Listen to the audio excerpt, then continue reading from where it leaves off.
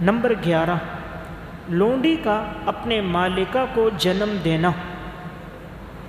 رسول اللہ صلی اللہ علیہ وسلم نے فرمایا، صحیح مسلم کی روایت ہے، ان تلد الامۃ ربتہا، کہ لونڈی اپنے آقا کو جنے گی۔ اس حدیث کا ایک مطلب شارحین حدیث نے یہ لکھا کہ قرب قیامت میں نافرمانی بڑھ جائے گی، اتنی نافرمانی ہوگی کہ بیٹی ماں سے یوں سلوک کرے گی کہ جیسے بیٹی ماں ہے اور ماں بیٹی کی طرح ہے۔ بیٹا باپ کے ساتھ ایسا برتاؤ رکھے گا جیسے کہ یہ باپ ہے، اور بیٹا جو ہے وہ بیٹا نہیں، وہ باپ کے درجے میں اور والد بیٹے کے درجے میں۔ تو گویا آپ کے الفاظ کیا ہیں کہ باندی آقا کو جنے گی، اشارہ کیا ہے؟ یعنی گویا بیٹی جو ہے آج وہ آقا ہے، وہ یوں حکم چلائے گی ماں پر جس طرح کہ آقا حکم چلاتا ہے غلاموں پر۔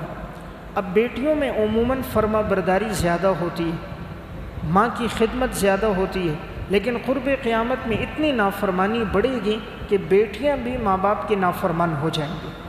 دوسرا اس میں اشارہ اس طرف ہے کہ قرب قیامت میں فتوحات کی کثرت ہوگی، فتوحات بڑھتی جائیں گی، غلاموں کو خرید و فروخت میں بیچا جائے گا، یہاں تک کہ ایک باندی فروخت ہوتے ہوتے ایک جگہ پہنچے گی کہ اس کا اپنا بیٹا اس کو خرید لے گا، وہ مالک بن جائے گا اور اسے پتہ نہیں ہوگا کہ میں نے اپنی ہی ماں کو خرید لیا ہے۔